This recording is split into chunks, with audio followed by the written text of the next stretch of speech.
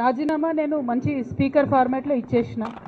Chairman గారు నాకు మళ్ళీ నేను తెల్లారు కూడా ఆయనకు ఫోన్ చేసి కూడా చెప్పిన, నేను మంచి సౌండ్ మైండ్లో ఇచ్చిన సార్, కంపల్సరీ నా రెసిగ్నేషన్ యాక్సెప్ట్ చేయండి అని.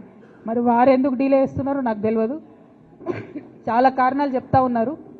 ఆ కారణాలు నాకు అనవసరం. నేను రాజీనామా చేసినాను. బీఆర్ఎస్ పార్టీ ద్వారా నాకు వచ్చినటువంటి పదవి ఆనాడు వద్దనుకున్నా, ఇవాళ కూడా వద్దనుకుంటున్నా. మళ్ళీ పంపమంటే మళ్ళీ పంపుతా ఉత్తరం, నాదేం ప్రాబ్లం లేదు. Thank you.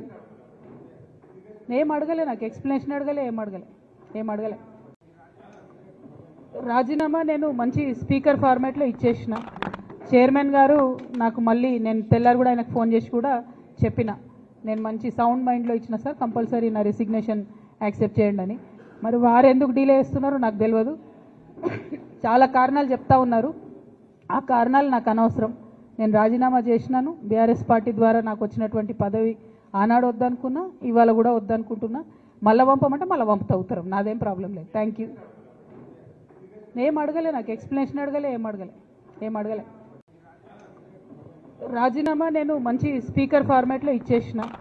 చైర్మన్ గారు నాకు మళ్ళీ నేను తెల్లారు కూడా ఆయనకు ఫోన్ చేసి కూడా చెప్పిన, నేను మంచి సౌండ్ మైండ్లో ఇచ్చిన సార్, కంపల్సరీ నా రెసిగ్నేషన్ యాక్సెప్ట్ చేయండి అని.